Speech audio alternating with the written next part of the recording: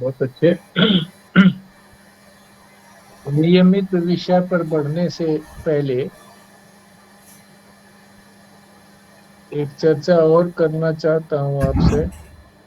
कभी से कई दिन से सोच रहा था कि ये हमारा मुंडक उपनिषद सप्ताह 10 दिन में संपूर्ण होने वाला है।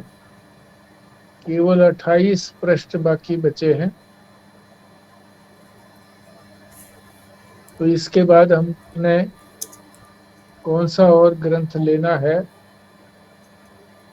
इसी के बारे में आपसे चर्चा करनी है। मेरे पास तो दो ग्रंथ और अवेलेबल है। एक है अष्टावक्र गीता, जो राजा जनक को अष्टावक्र मुनि ने ज्ञान दिया था।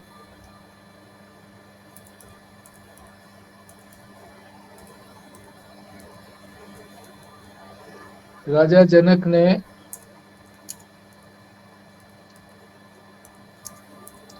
शास्त्र के अंदर पढ़ा था कि शास्त्र ये कहता है कि ज्ञान होने में कोई देरी नहीं लगती है। घोड़े के ऊपर जो रकाब होती है,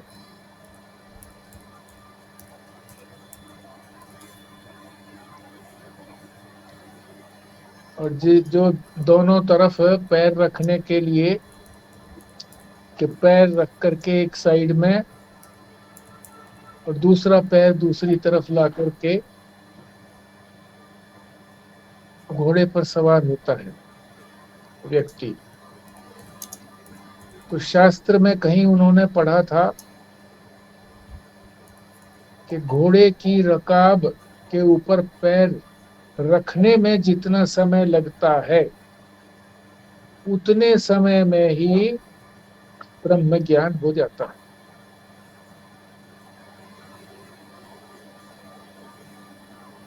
तो राजा को ये बात जची नहीं।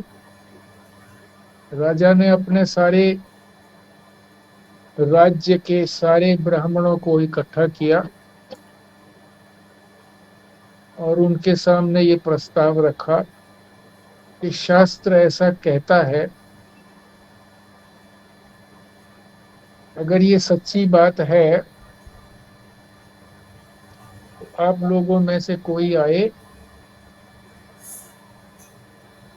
और घोड़े की रकाब पर पैर रखने जितना समय में ब्रह्म ज्ञान हो सकता है, तो मुझे ब्रह्म ज्ञान कराए।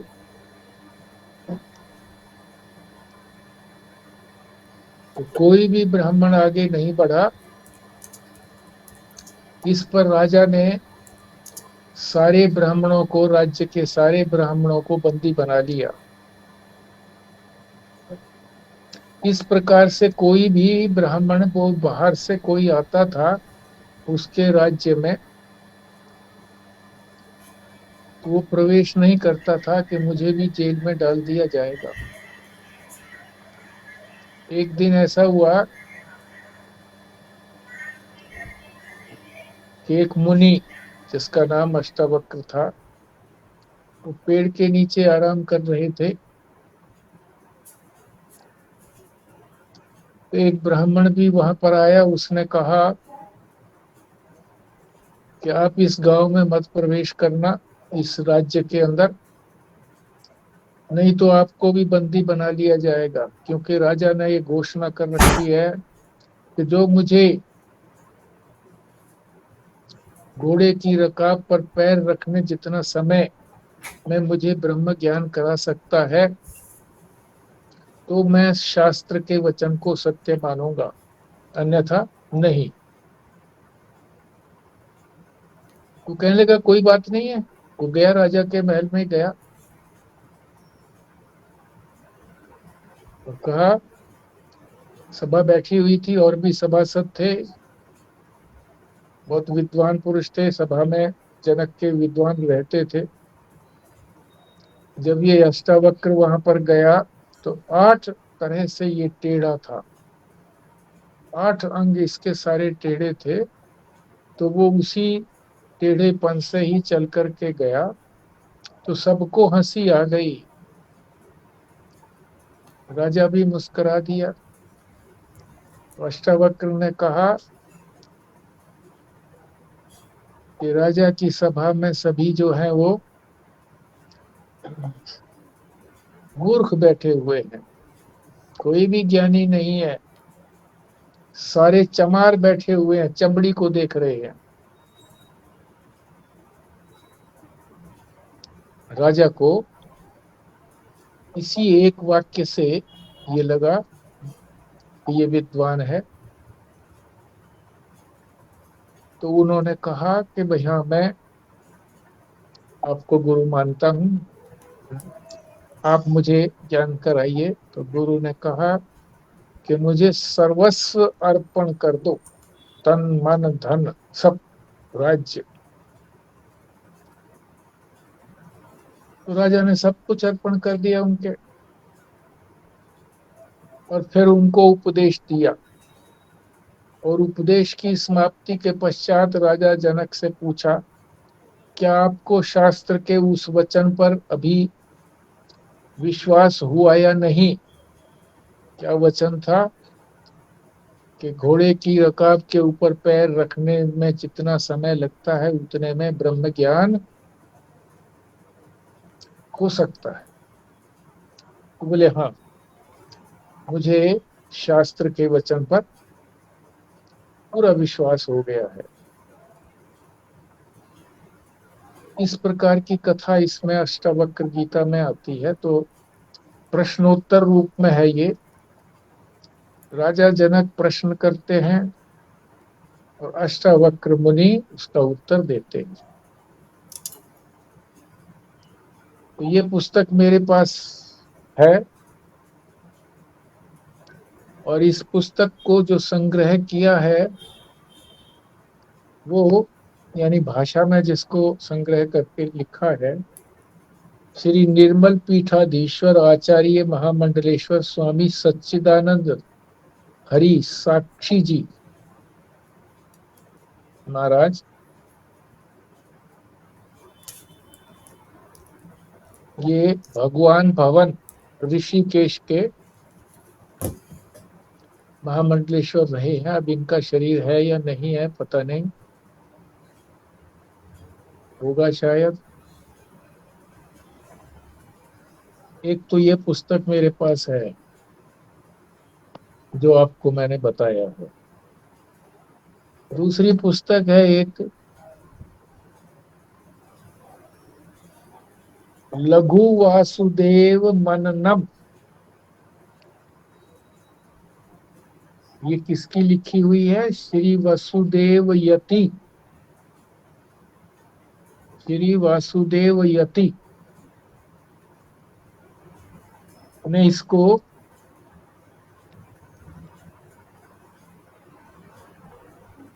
मंत्रवत या श्लोकवत कहिए,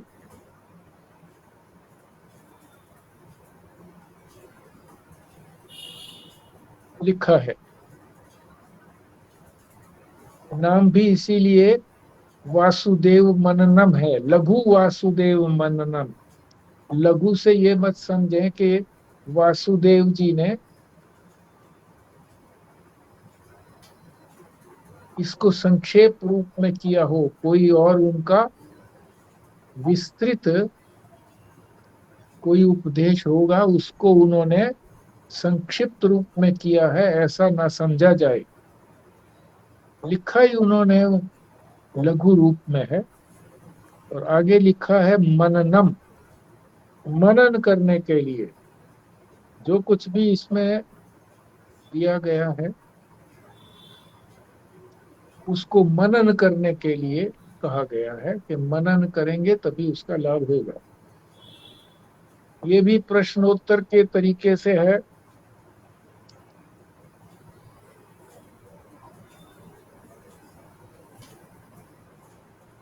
अपने आप ही प्रश्न किए हैं और फिर उत्तर भी दिए गए हैं। उसका जो अनुवाद है वो महाराज जी के आश्रम में ही है, एक पंडित श्री थानेश चंद्र उप्रेती, उन्होंने इसका भाषा में अनुवाद किया है। वैसे तो समझ आता नहीं है। और इस संकलन के अंदर दो पुस्तकें हैं, एक तो ये लघु वासुदेव मननम, एक है सिद्धांत बिंदु। ये मधुसूदन सरस्वती ने किया है। इसका भी अनुवाद किया गया है और महाराज जी महेशानंद जी ने निर्देश दिया कि हाँ इसको संपादित करो, तो संपादित हुआ है।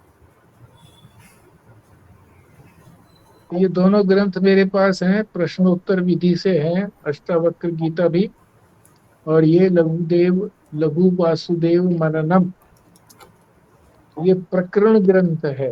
प्रकरण, प्रकरण का तात्पर्य होता है प्रक्रिया के द्वारा। जो प्रारंभिक साधक हैं उनको किसी विधि के द्वारा, उपाय के द्वारा समझाया जाता है।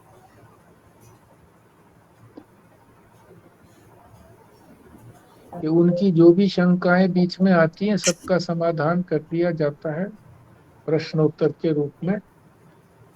दूसरी जो पुस्तक है सिद्धांत बिंदु, वो एडवांस लोगों के लिए है। उसके पृष्ठ अधिक नहीं है,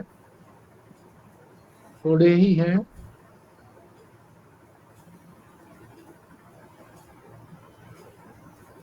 और ऐसा भी नहीं है कि उसके कम हो, उसके भी काफी हैं, सिद्धांत बिंदु के भी। और लघु वासुदेव मननम के 138 पृष्ठ हैं। और ये सिद्धांत बिंदु जो है, ये आचार्य शंकराचार्य ने इनको रचा है। और उसका जो अनुवाद किया है वो भी बड़े महात्मा थे, मधुसूदन सरस्वती, उन्होंने उसका अनुवाद लिखा है। और वो प्रौढ़ कृति है, एडवांस लोगों के लिए है।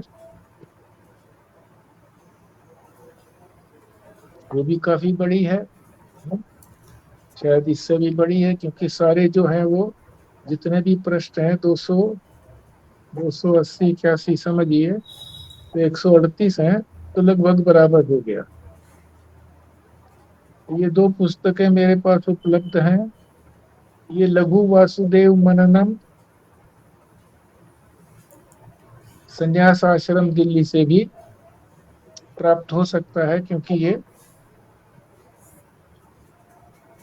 दक्षिणामूर्ति मठ प्रकाशन वाराणसी के जितने भी ग्रंथ हैं वो सारे यहाँ पर भी मिलते हैं, वाराणसी में भी मिलते हैं।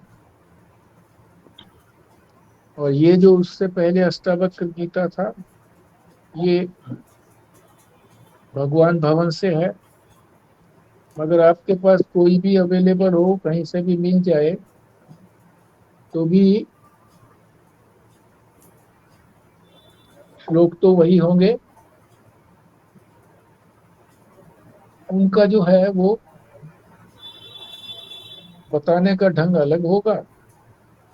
यहाँ जो ढंग है वो प्रश्नोत्तर विधि से है। तो नेट पे भी मैंने देखा था कौन कौन से अवेलेबल हो सकते हैं चैट जीपीटी से, तो उन्होंने कहा भी 4 हो सकते हैं। एक जो है चिन्मय मिशन का, एक जो है वो ओशो का। आपके पास कौन सा है अष्टावक्र गीता का? मेरे पास तो ये भगवान भवन ऋषिकेश का है। अच्छा। अब इसमें वैसे उपलब्धि स्थान भी लिखा हुआ तो है, पर अब अवेलेबल है या नहीं है ये नहीं कह सकते। एक तो ऋषिकेश में ही है, भगवान भवन रेलवे मार्ग ऋषिकेश। दूसरा वृंदावन में भी है, गोविंद हरि आश्रम श्री धाम वृंदावन।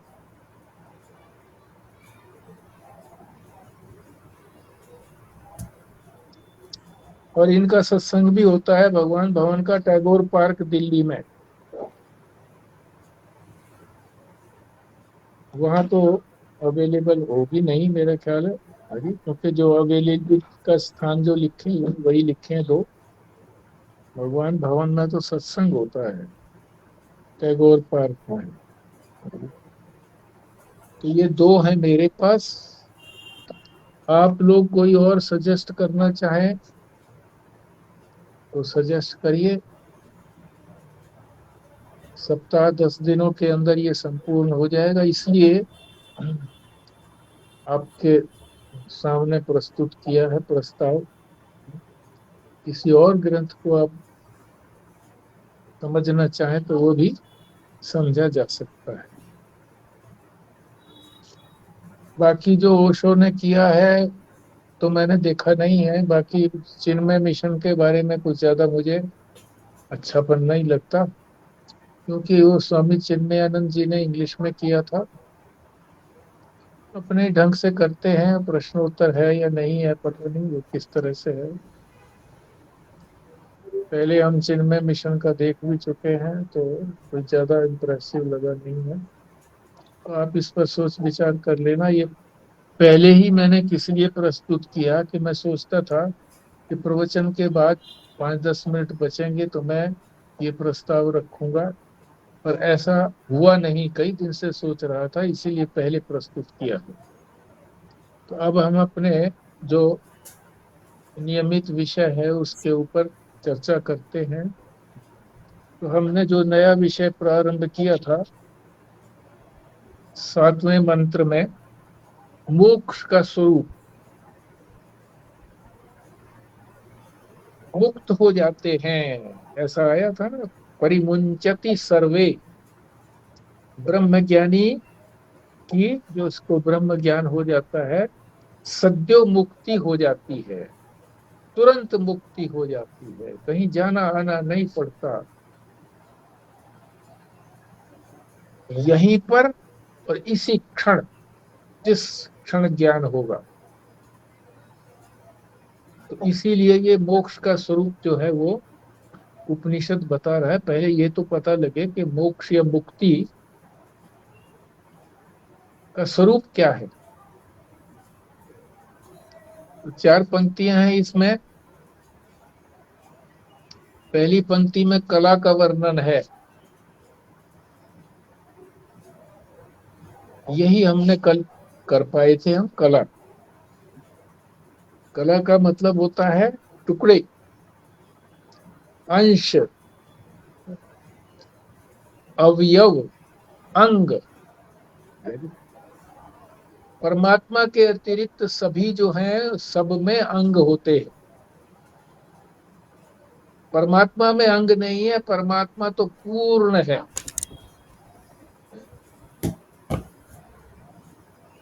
अखंड है।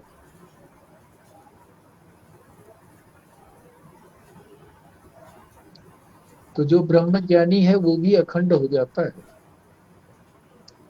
तो ये बताया कलाएं जो हैं वो ज्यादा से ज्यादा कलाएं 16 होती हैं। मनुष्यों में भी 16 कलाएं हैं,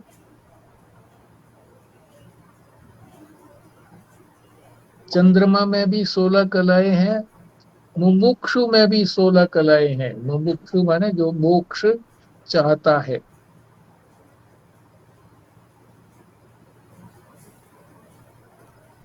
और संसारी पुरुष में कितनी है? यहाँ बता रहा हूँ मैं। मुमुक्षु जो है पहली पंक्ति में जो बताया है वो तो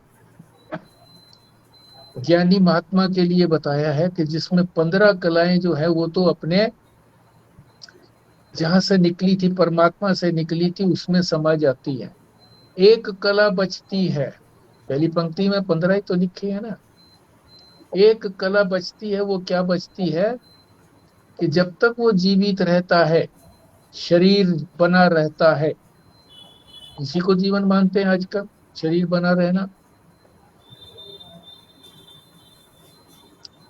प्राण आ रहे हैं, जा रहे हैं, भोजन आदि सब कुछ हो रहा है शरीर की रक्षा के लिए। तो जीवन मुक्ति का आनंद उसे मिलता है, ये कल चर्चा हो चुकी थी। तो उसकी 15 कलाएं तो लीन हो जाती हैं तुरंत ही। एक कला बचती है, जो शरीर है, जब तक प्रारब्ध पूरा नहीं होता तब तक ये शरीर बना रहता है, पर वो शरीर से होता अलग है।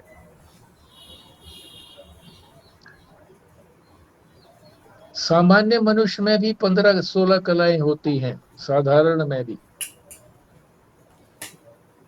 पर वो उनको, ये मनुष्य बताया ना, मनुष्य ही तो यही साधारण ही हो गया है, अज्ञानी ही हो गया। कलाएं तो उसमें भी हैं, अवयव तो उसमें सब में वो अवयव है, बताया ना।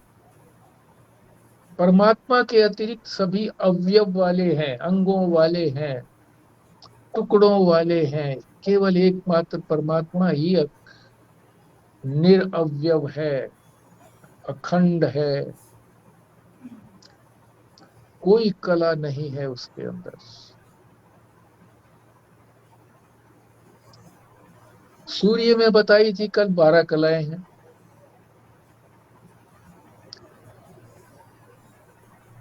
तो ये विषय हमने कल कर लिया था।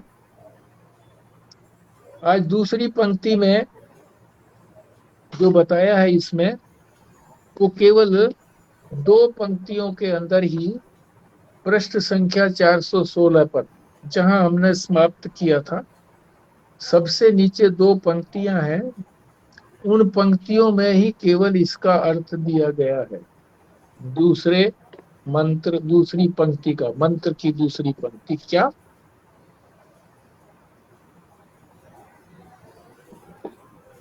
देवाश्च सर्वे प्रतिदेवासु,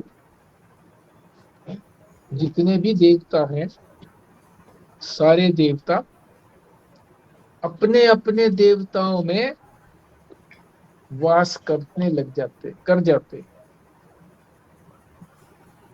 हमारी इंद्रियों के भी देवता हैं, जितनी हमारी इंद्रियां, 5 ज्ञानेंद्रियां, 5 कर्मेंद्रियां, इनके सबके अलग अलग देवता हैं। आंख का देवता हमारा सूर्य,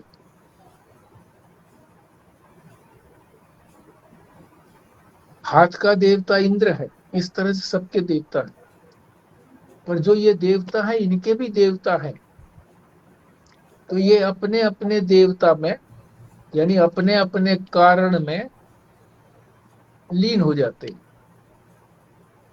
कारण का मतलब मूल, जहां से निकले थे, बस इतना ही इसका अर्थ बताया गया है 2 पंक्तियों में। अब जो है आगे कर्म की बात आती है कि मुमुक्षु ने जो कर्म किए, तो कर्मों का फल तो होता ही है। तो 2 प्रकार के फल बताए हैं।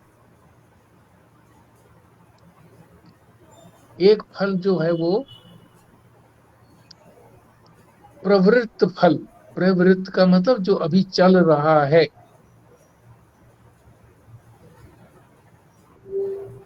जिसको प्रवृत्ति भी बोलते हैं। प्रवृत्ति, कोई भी कर्म करना, हिलना डुलना भी, ये भी कर्म ही है। कोई भी कर्म हो उसको प्रवृत्ति कहते हैं। तो इसको कहते हैं प्रवृत्त फल, जो अब चल रहा है, जिसमें हम कोई भी कर्म करते हैं तो फल उसका फल। एक तो ये है उसका कर्म फल में दो प्रकार बताए थे। एक तो जो अभी कर्म हम कर रहे हैं, नित्य प्रति उठने से लेकर के सोने तक जो भी कर्म हो रहे हैं, स्वप्न में भी कर्म होते हैं, वो सूक्ष्म कर्म है। उपासना में भी कर्म होते हैं, वो भी सूक्ष्म कर्म है। तो ये शरीर बना हुआ है, इसी को प्रारब्ध कहते हैं।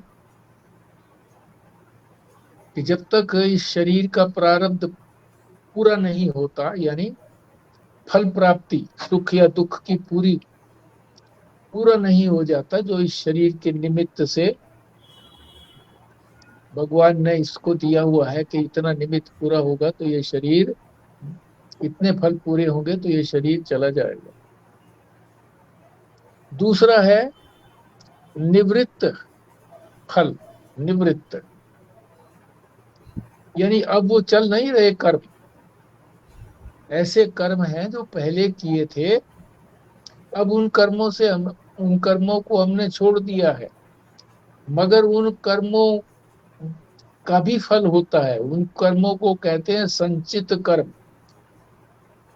जो प्रारब्ध से पहले, इस शरीर के बनने से पहले अनंत जन्मों के अंदर जो हमारे शरीर मिले थे, हमने जो कर्म किए थे, वो कर्म सारे इकट्ठे हो गए हैं, उनको संचित कर्म कहते हैं। तो यहाँ दो प्रकार के कर्म और उनके फल बताए।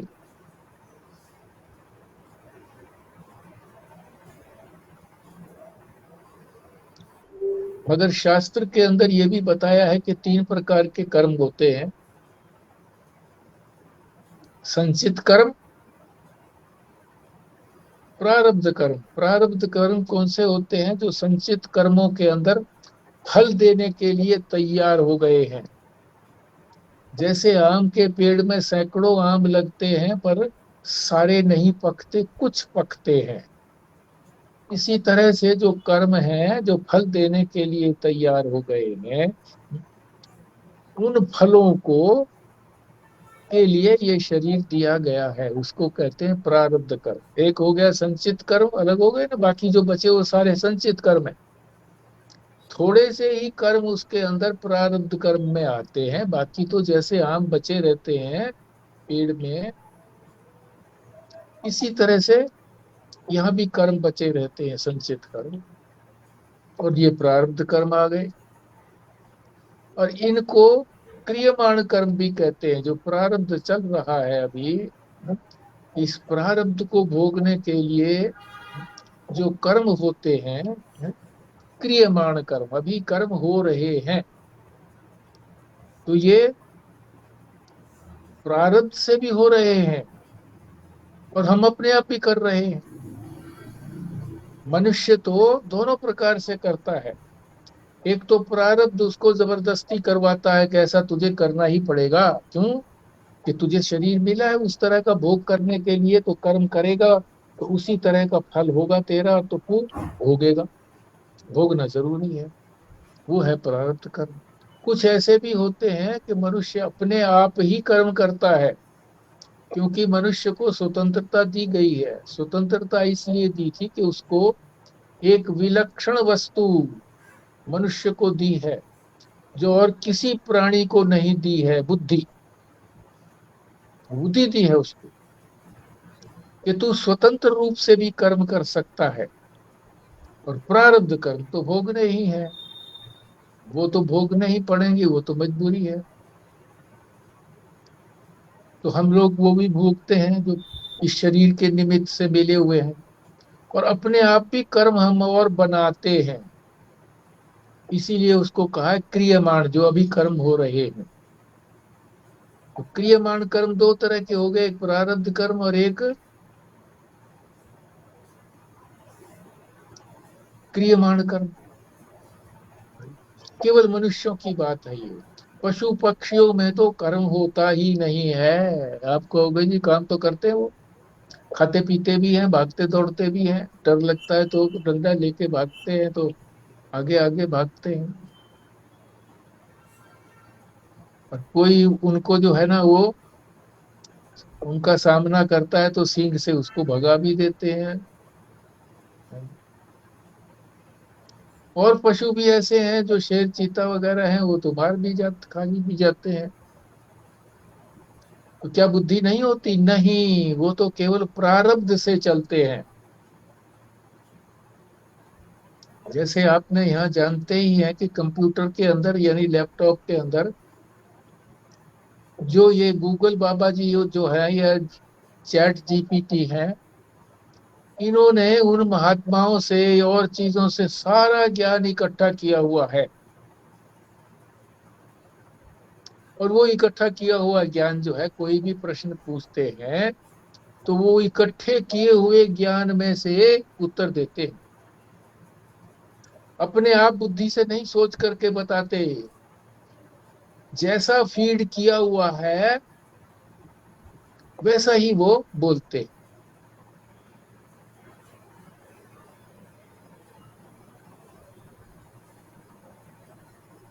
तो जितने भी और मनुष्य के अतिरिक्त प्राणी हैं, सभी जो है वो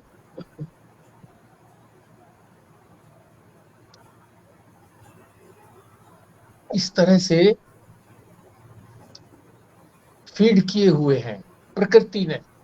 उनको प्रकृति चला रही है,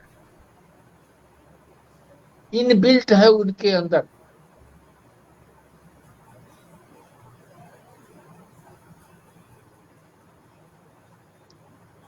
तो बुद्धि की आवश्यकता नहीं है, क्योंकि प्रकृति चला रही है। वो भी उनका भोग है, उस तरह का भोग भी है भोगने के लिए। और किसी समय में कोई किसी से प्राणी से कोई अच्छा कर्म हो जाता है, या महापुरुष जो है वो कोई कृपा करते हैं, तो फिर वो उनकी योनि भी बदल जाती है। चलो आगे छोड़ो इस बात को।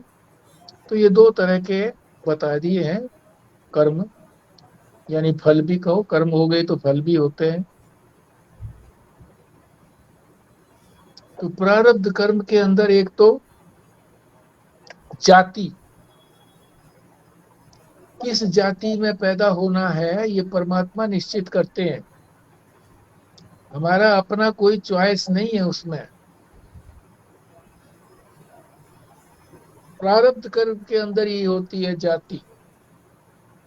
आयु भी, कि कितनी आयु, कितने सांस इसके हैं, ये परमात्मा ने लिखा होता है। भोग भी,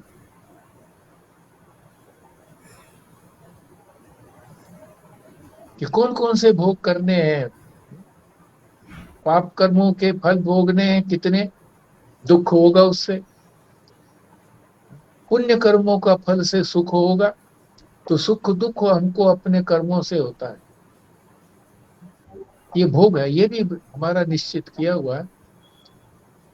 और जो है वो रामचरितमानस में शायद एक और भी दिया हुआ है, कोई संजीव शर्मा को या आप लोगों को पता हो,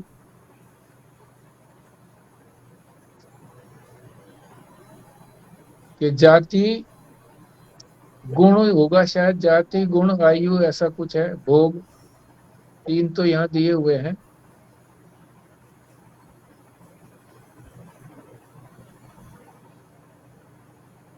तो ये कर्म की बात हो गई। आगे जो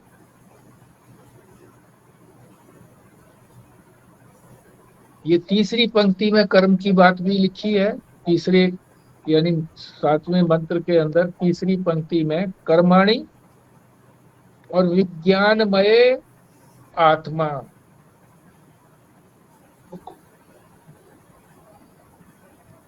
तो क्योंकि ये विज्ञानमय लिखा हुआ है आत्मा के साथ, तो वो शुद्ध आत्मा नहीं है, विज्ञानमय है। विज्ञान का अर्थ बताया था कल, बुद्धि।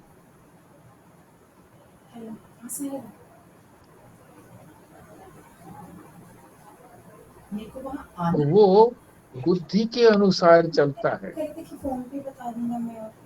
जैसी बुद्धि उसको समझते हैं। बुद्धि किसमें होती है? हमारे अंतःकरण में। अंतःकरण के अंदर उसके कार्यों के अनुसार क्या क्या कार्य करते हैं, चार भागों में बांट देते हैं। मन, मन बुद्धि चित्त अहंकार, चार हो गए। मन जो है वो तो संकल्प विकल्प करता है, ऐसे करूं या ऐसे करूं, ऐसे मन में आता है।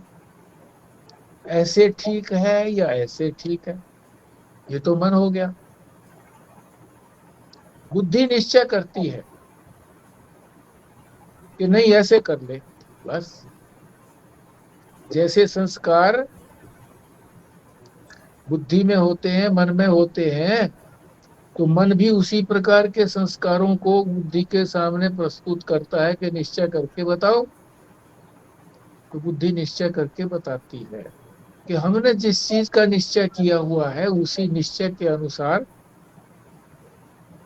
जीवन चलेगा। शास्त्र ने तो कहा है,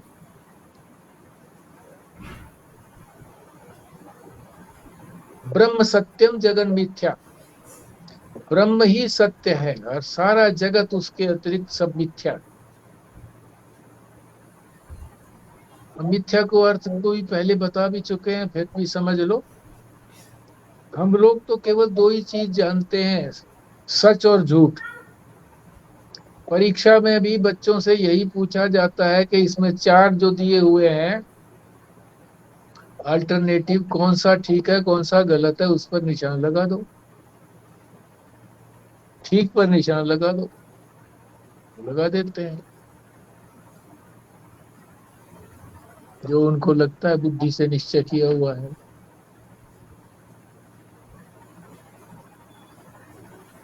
तो दो ही चीजें जानते हैं हम, दो अतियां, या झूठ या सत्य। परंतु वेदांत कहता है कि झूठ किसको कहते हैं, असत्य किसको कहते हैं, जो कभी हमें दिखाई दिया नहीं आज तक, और ना कभी किसी को दिखाई देगा, किसी को भी आज तक किसी को भी नहीं दिखाई दिया और किसी को आगे दिखाई भी नहीं देगा, उसको कहते हैं असत्य। ये ऐसी कौन सी चीज है, खरगोश के सींग। किसी ने भी नहीं देखे आज तक खरगोश के सींग होते हैं, नहीं होते, आगे भी नहीं देखेगा। उसे फिर खरगोश थोड़ा ही कहेंगे, सींग होंगे तो कुछ और होगा। इसी तरह से आकाश कुसुम फूल, आकाश के अंदर फूल लटक रहा हो, 6 बजे के बाद ही आना, ये अभी भी किसी ने आज तक नहीं 6 बजे देखा। के बाद में एक मीटिंग चल रही है 6 बजे तक। ये तो हो सकता है कि नीचे से किसी पौधे में पतली सी गई हो नहीं नहीं, मैं मैरिड हूँ। डंडी, बहुत पतली सी, और उसके ऊपर फूल हो, वो डंडी ना दिखाई देती हो। और ऐसा नहीं हो सकता कि नीचे से कनेक्शन ना हो उसका और आकाश में फूल हो, ये भी नहीं। और भी उदाहरण देते हैं असत्य का। बांझ के पुत्र, जो बांझ है, जिसको बांझ करार दे दिया, इसका मतलब है कि कोई संतान है नहीं उसके, और फिर कह रहे हैं बांझ का पुत्र, ये भी असत्य चीज हो गई। साहिब मेरे नाम से नहीं बनेगा बंधन। और सत्य तो सत्य है ही, जो हमेशा सत्य रहे उसको कहते हैं सत्य। सिस्टर है ना, उसके नाम से होगा। और सत्य में भी हम दो तरह की चीज समझ लेते हैं, एक जो है व्यवहारिक सत्य है, व्यवहार चलाने के लिए है। जैसे 500 का नोट है, कागज का ही तो टुकड़ा है, सच्चा थोड़ा ही है। अब पीछे जो था इसकी सच्चाई भी खत्म हो गई थी, कि कागज का टुकड़ा भी कागज का टुकड़ा रह गया था, 500 नहीं थे, कोई 100 रुपए देने को भी तैयार नहीं था, है? इकट्ठे करके अगर चाय बनाना चाहो तो चाय भी पूरी नहीं बनती थी, एकदम जल जाता था सब। तो व्यवहारिक सत्य है, ये व्यवहार के अंदर काम चलता है 500 के नोट से। बहुत चीजें व्यवहार से ऐसे चलती है। एक सत्य ऐसी है जो कभी बदलती नहीं।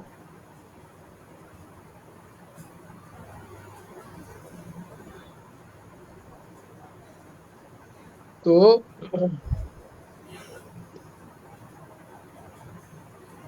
तीसरी चीज जो बताई ना, मिथ्या, ये वेदांत की ही देन है। मिथ्या, जो सत्य भी नहीं है और जो असत्य भी नहीं है। असत्य क्यों नहीं है? कि दिखती है वो।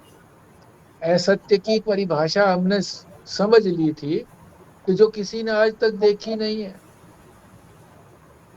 अनुभव नहीं किया किसी ने भी, वो है असत्य। पर ये असत्य भी नहीं है, दिख तो रही है।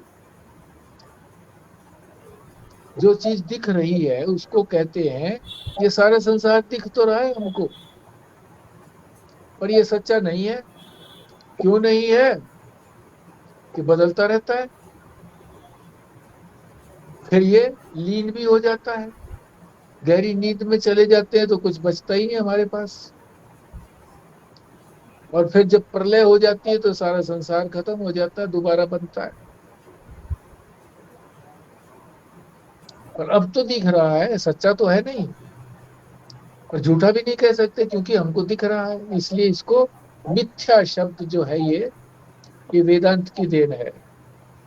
इसीलिए मिथ्या कहा है कि जो केवल दिखाई दे, सत्य भी ना हो और असत्य भी ना हो, यानी इसको हम किसी तरीके से भी परिभाषित नहीं कर सकते। ना सत्य कह सकते ना असत्य कह सकते। आगे भी इसकी बड़ी व्याख्या है, पर उसको छोड़े, हम अपना विषय कर लेते हैं। तो चार जो बातें थी ना, मन बुद्धि चित्त। चित्त का मतलब है जो संस्कार किसी भी वस्तु को, जो हमारी इंद्रियों के आगे से जाता है, आंख के आगे से, कान से सुना जाता है, ये सबसे ज्यादा ग्रहण करते हैं संस्कारों को।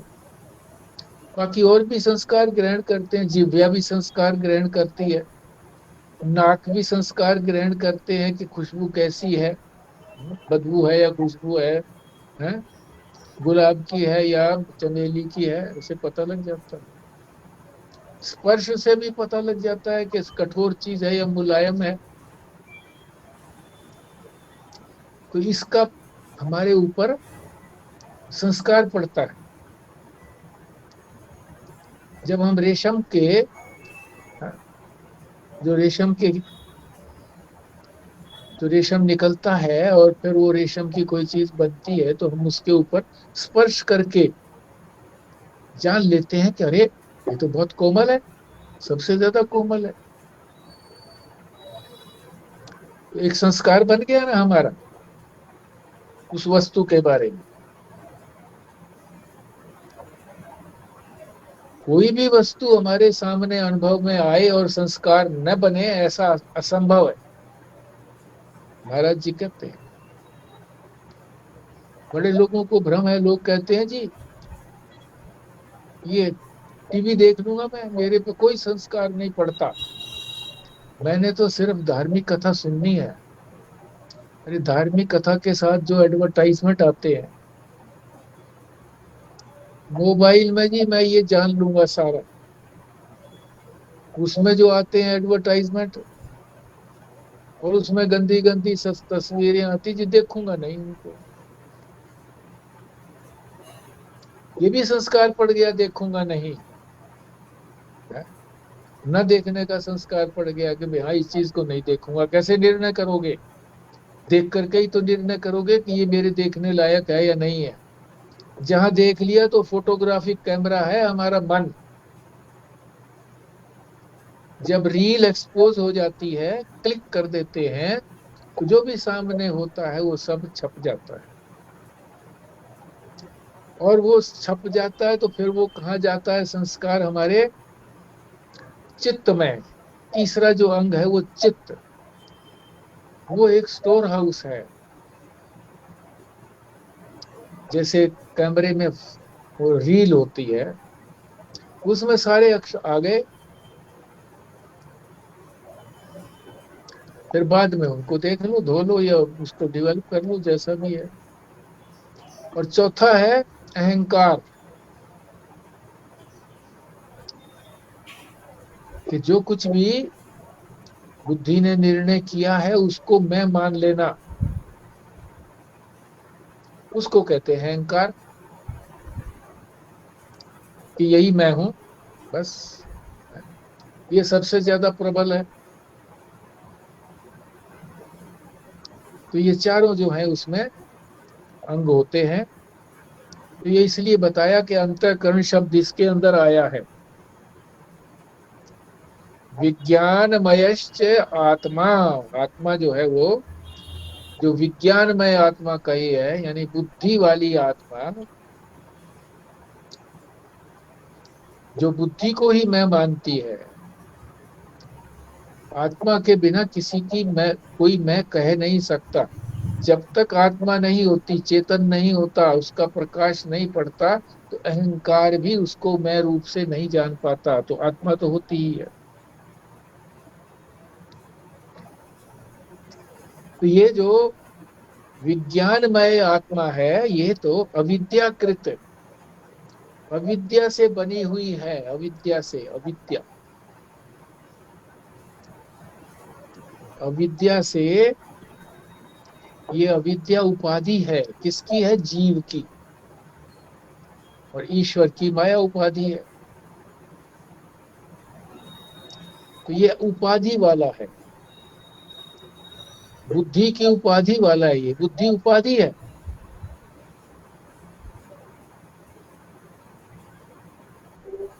आत्मा के ऊपर ये बुद्धि जो है ना, अपना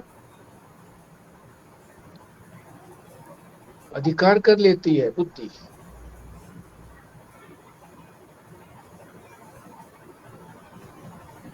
ये वास्तुतः हमारा मैं नहीं है, शुद्ध मैं नहीं है। ये जो असली मैं है, हमारा शुद्ध मैं, वो अंतःकरण के अंदर नहीं होता। अंतःकरण तो सारा ये अविद्या का बना हुआ है। अविद्या कहो, अज्ञान कहो, सबसे पहले अज्ञान या अविद्या हुई। अविद्या से फिर उसका कार्य हुआ ये ये कार्य है अंतःकरण। उससे निकला है अंतःकरण।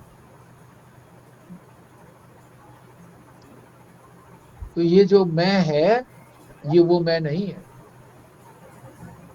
इसीलिए इसमें कहा है कि अंतःकरण रोता है तो मैं नहीं रोता। कौन सी मैं? वो वाली मैं जो इस अंतःकरण में नहीं है, मैं शुद्ध मैं। तो ज्ञानी जो है वो जानता है। पर जो अभी अज्ञान है, जिसने अभी बुद्धि को ही सब कुछ माना हुआ है, उसी को मैं मान रहा है, वो तो रोता है। कोई भी संस्कार, घटिया संस्कार आया, घटिया सामने कोई परिस्थिति आई तो रोने लगा। अंतःकरण को एक प्रकार से शीशा कहा है, कि जैसे शीशे के सामने हम खड़े होते हैं तो हमारा मुख का प्रतिबिंब शीशे में पड़ता है।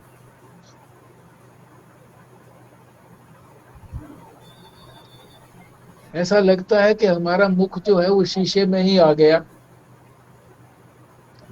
तो हाथ लगा करके देखो अपने सिर को, मुंह को, हमारा तो मुंह वहीं की वहीं है, तो गया नहीं है, केवल उसका प्रतिबिंब आया है। इसी तरीके से जो आत्मा है, जिसको हम मैं कहते हैं, शुद्ध मैं है, उसका प्रतिबिंब यहाँ पर पड़ता है अंतःकरण के अंदर। शीशा है ये अंतःकरण। इसीलिए कहते हैं इसके अंदर मल है। मल, विक्षेप और आवरण, तीन चीजें इसके अंदर हैं। मैला भी है, धूल मिट्टी आ गई शीशे में, जैसे आ जाती है धूल मिट्टी, साफ नहीं करें कई दिन तक। और कई बार जो है वो अगर ठीक से न टंगा हुआ हो, रस्सी से किसी से ऐसे बंधा हुआ हो और बाहर की हवा भी लगती हो, तो वो हिलने भी लगता है। या बहुत पुराना हो जाए तो उसके अंदर फिर पीछे का जो वो लगाया होता है, वो कहीं कहीं उतर भी जाता है, तो वो ठीक से प्रतिबिंब नहीं दिखता। जैसे उसमें शीशे में होता है, इसी तरह से अंतःकरण में भी है, कि अंतःकरण के अंदर मल भी है, विक्षेप यानी हिलता भी है ये अंतःकरण हमारा, मन चंचल है ना, हिलता है। हिलता है तो ठीक से हमारा प्रतिबिंब नहीं पड़ता, तो हमको सही ज्ञान नहीं होता अपनी आत्मा का कि मेरी आत्मा ऐसी है।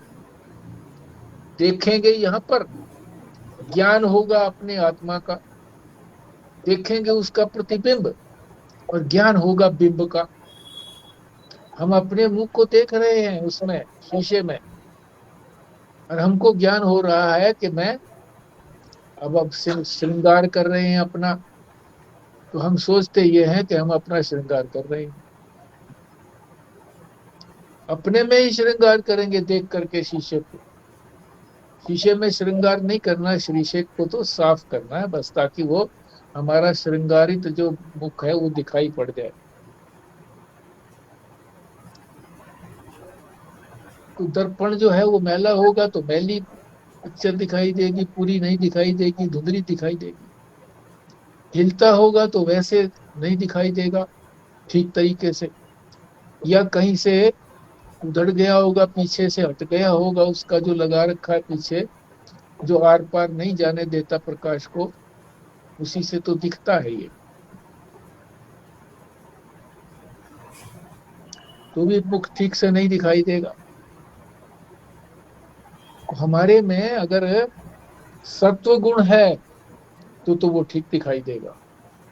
रजोगुण है तो इसका मतलब है कि वो कर्म का विक्षेप हमारे अंदर होगा। और तमोगुण होगा तो कुछ भी नहीं करना चाहेंगे, पड़े आलस में सोते रहेंगे। अब ये गुणों की जो बात आई है, 3 गुण,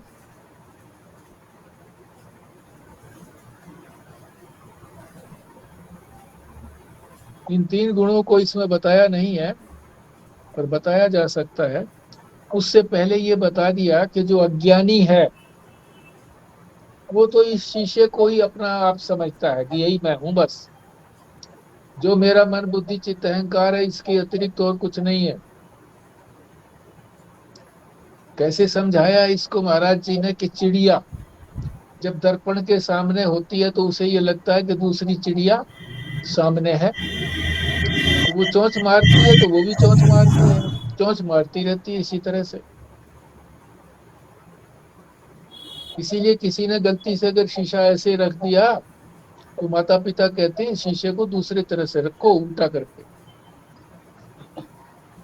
बच्चे का भी उदाहरण दिया है कि जो बालक होते हैं छोटे, वो भी जैसे शीशा रखा हुआ हो, गुडलियां चल रहे हो तो वहां चले गए और देखा सामने दूसरा बच्चा भी उसी तरह से गुडलियां चल के आ रहा है, तो वो उसको बुला रहा है कि आजा मेरे साथ खेल लेंगे दोनों जन।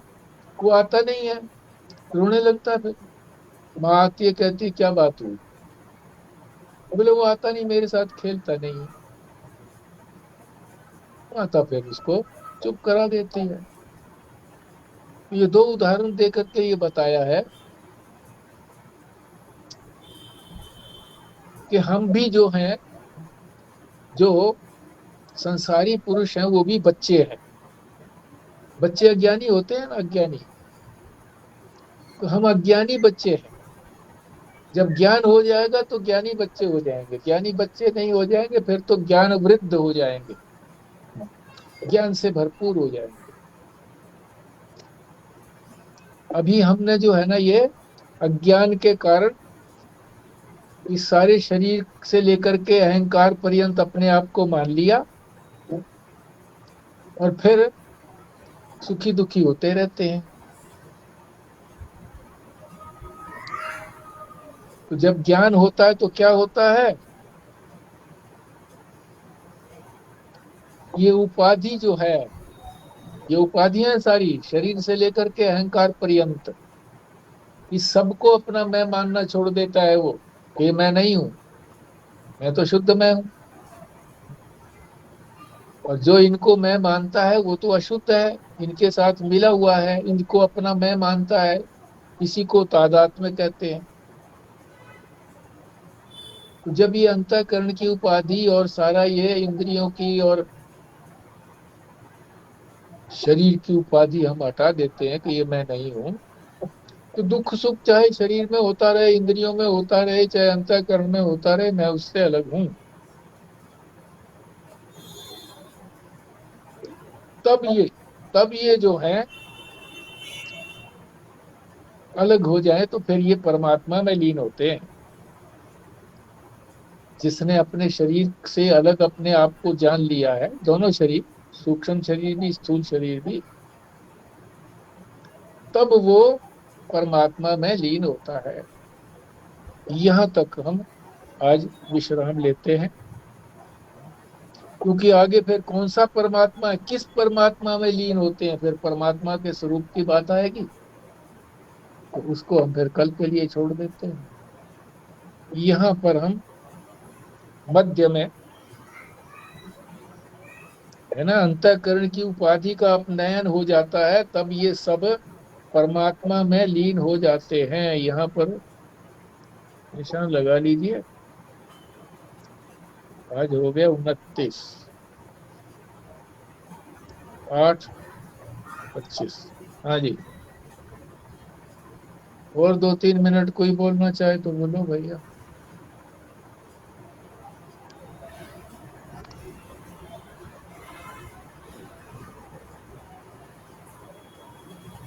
ये व्यास जी, हाँ जी। ये कहा गया है कि इसी तरह से ज्ञानी के जितने कर्मों की से फल की प्रवृत्ति हो गई, जो प्रलब्ध बनकर जाति आयु भोग बना, वह तो देह रहने तक रहेगा। लेकिन जिन कर्मों से फल की प्रवृत्ति नहीं हुई, वे प्रवृत्त फल संचित कर्म तत्काल क्षीण हो जाएंगे। हम्म। वो जो है ना, ज्ञानाग्नि सर्व कर्माणि भस्मात् कुरुते, ज्ञान की जो अग्नि है वो सारे जो संचित कर्म है उनको भी समाप्त कर देती है, जला देती है। कैसे? जब उसने ये समझ लिया कि मैं शरीर से अलग हूं, और उसी शरीर से ये सारे कर्म हुए हैं जो पीछे संचित हो गए हैं, और वो शरीर में हूं नहीं, तो फिर उसकी कोई जिम्मेवारी भी नहीं है, जल गए सारे कर्म उसके। मैं आत्मा हूँ, मैं चेतन हूँ, हाँ, मैं आत्मा हूं, मैं मैं चेतन। शरीर नहीं हूँ। हाँ जी। जाना अब, मगर अब जानने से भी पीछे वाले भी समाप्त हो गए, क्योंकि ये जान लिया कि पीछे भी जो कर्म हुए थे वो इस शरीर ने किए थे, मैंने तो किए नहीं, इसलिए मेरी कोई लाग नहीं है उससे। हाँ जी, मैं उससे चिपका हुआ हूं ही नहीं, शरीर से नहीं चिपका हुआ। पिछली बात को भी जान लिया उसने, तो भस्म हो जाते हैं। ठीक बात है। एक बात ये हुई इसमें कि प्रवृत्ति नहीं हुई, फल की प्रवृत्ति नहीं हुई। जब ज्ञान हो गया तो प्रवृत्ति अगर होती भी रहेगी तो, मगर जब उसको पता है कि जी मैं हूं ही नहीं है, शरीर का प्रवृत्ति होती रहे, शरीर में अंतःकरण में प्रवृत्ति होती रहे, क्योंकि जो हम्म। संचित कर्म भी हो गए हैं वो फल दिए बिना तो रहेंगे नहीं। तो मगर फर्क इतना पड़ेगा कि ज्ञान होने से, क्योंकि वो प्रवृत्ति तो शरीर में अंतःकरण में हो रही है, इसलिए कहेगा जी जो होती रहे उसमें होती रहेगी तो हो ही रहेगी। जैसे ये तीन गुणों से परे हो गए, जो कहते हैं ना जी, जो ब्रह्म है तीनों गुणों से परे है। परे का मतलब ये तो नहीं कि तीन गुणों छोड़ दिए हैं, तो जब तक शरीर है तब तक तीन गुण तो हैं, मगर वो तीन गुणों में वो तीनों गुण जो हैं वो परमात्मा में लीन हो गए हैं।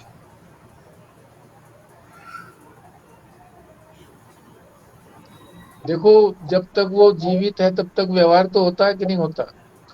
हम तो जानते हैं कि भाई ये व्यवहार हो रहा है, खाना भी खा रहा है, सो भी रहा है, चल भी रहा है, प्रवचन भी कर रहा है, जानते हैं कि नहीं जानते हैं?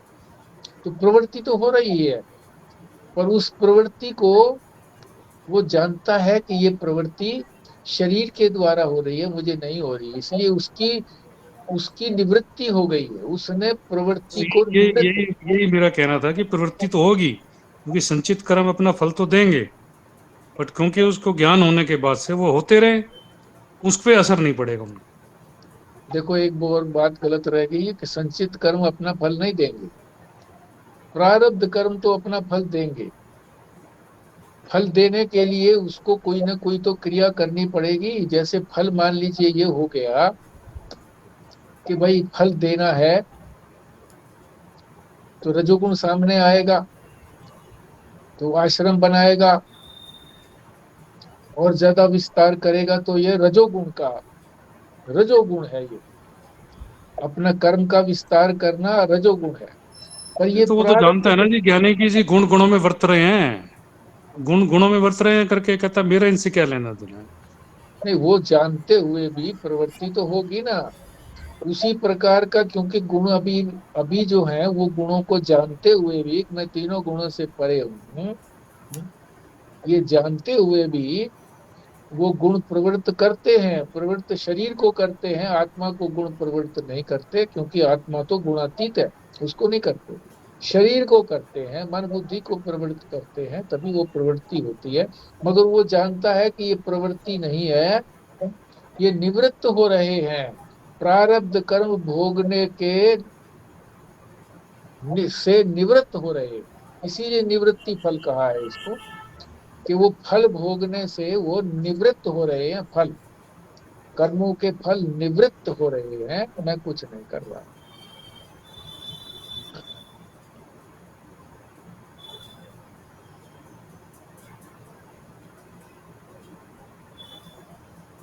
ठीक है जी, अब ये यहाँ पे हम विश्राम लेते हैं, पूर्णाहुति करेंगे, संजीव शर्मा ही करेंगे।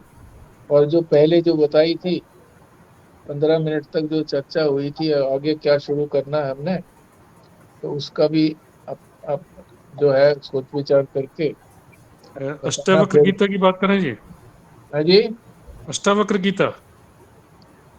हाँ ठीक है, सबका दृष्टिकोण आ जाए। नहीं मतलब किसके भाष्य की करनी है ये बात करनी है ना जी। हाँ, किसके भाष्य की करनी है। हाँ जी, तो जो मतलब ठीक से की हुई हो। नेट पे जो देखा था मैंने, बताया चार की बताई थी, तो वो अपील नहीं किए थे। और किसी महात्मा की अगर नेट पे आई हुई हो, तो उसको डाउनलोड करके हम उसी के अनुसार भी चल सकते हैं।